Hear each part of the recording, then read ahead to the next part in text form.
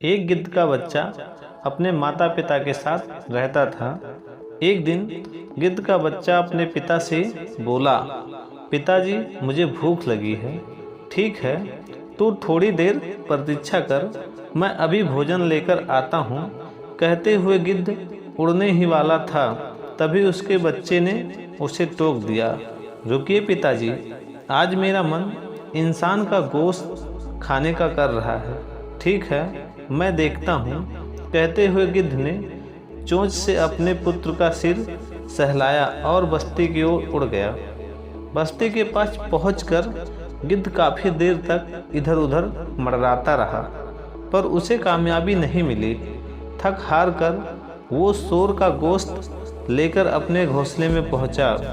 उसे देखकर गिद्ध का बच्चा बोला, पिताजी मैं तो आपसे इंसान का गोश्त लाने को कहा था और आप तो सूअर का गोश्त लेकर आए हैं। पुत्र की बात सुनकर गिद्ध दुखी हो गया।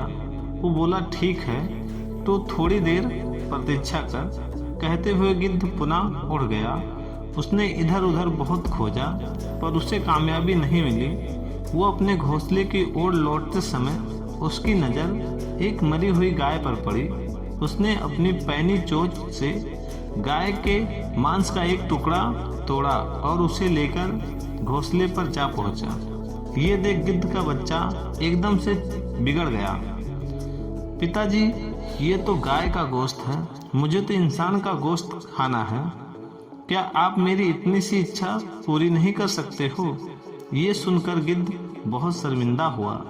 उसने मन ही मन में एक योजना बनाई और अपने उद्देश्य की पूर्ति के लिए निकल पड़ा।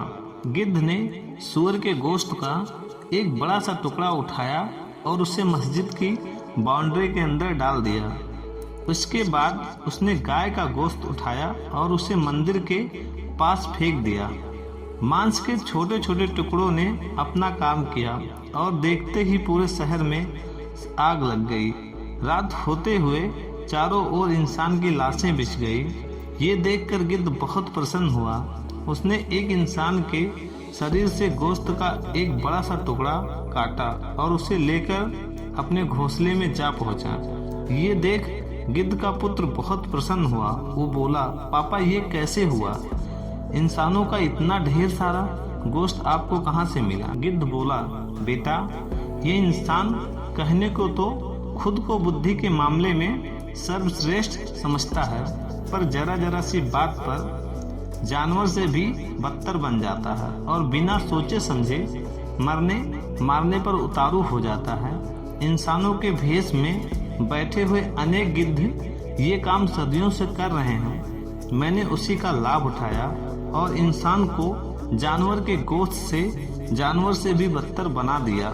दोस्तों, क्या हमारे बीच बैठे हुए गिद्ध हमें कब तक अपनी उंगलियों पर नचाते रहेंगे और कब तक हम जरा जरा सी बात पर अपनी इंसानियत भूलकर मानवता का खून बहाते रहेंगे?